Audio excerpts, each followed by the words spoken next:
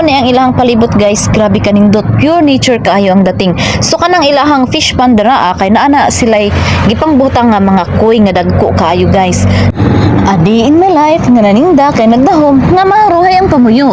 Abi na lang yun din nagdaghang dagkwarta kay kumo naninda ta. Wala sila kabalo nga igora gyud nato giruling-ruling ang atuang halin sa atuang tindahan. Pero for today's video guys, kay dili ta maninda kay manglaag ta. Mag-relax ta. So naapod mi adlaw nga amo ang tinglaag ug ting-relax guys no. So nagdili lang ingon nga sige ra tagpaninda or pagpanginabuhi.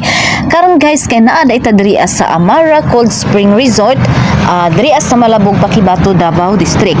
So tugnaw kaayo ang ilahang tubig guys no. Mura jud kog dili ka lusawon ganina kay grabe jud tugnawa.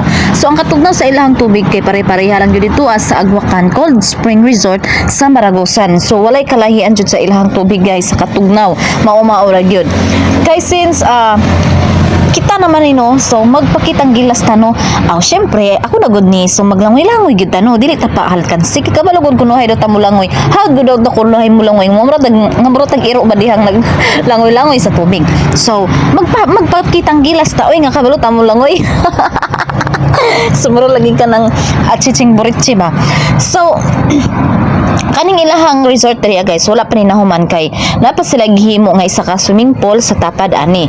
So nindot kayo diri guys kay 60 pesos ang entrance no, entrance fee 60 pesos per head og 500 pesos ang ilahang cottage. And then mao ni ang ilahang palibot guys, grabe kanindot, pure nature kaayo ang dating. So kanang ilahang fish pond dira kay naana sila'y gipangbutang nga mga koy nga dagko kaayo guys. Nindot kita naon kay dagko na kay ang mga koy nga ilang gipamutang dira og naapod to sila katumhalon kay nga mga isda nga gibutang nila dira sa ilahang fish pond. So karon kay na curious ta diring dapita kay naay nindot kayo diri nga busay.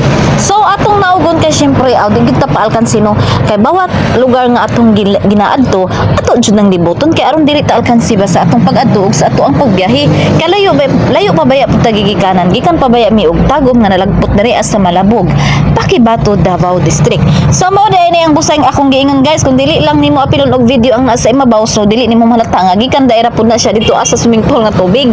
So kaning murag busay-busay diri gikan na ni dito sa swimming pool, inawas niya ni nga tubig diri So tugnaw kaayo mao nang murag dili ko mudikit sa tubig kay arang tugnawa. So na curious lang gid ko diring dapita kay nindot kaayo. So as you can see, tanawa gud na sa kanindot, di ba nindotay kaayo pero tugnaw kaayo. So pang paisugay ra gid tagpanit diri ano. And then mao ni ilahang gripo guys nga mainom pud ni ilang tubig lami kaayo. So unlimited ang ilahang tubig diri walay palong-palong kay way bayad. So atcho Boulevard kaayo.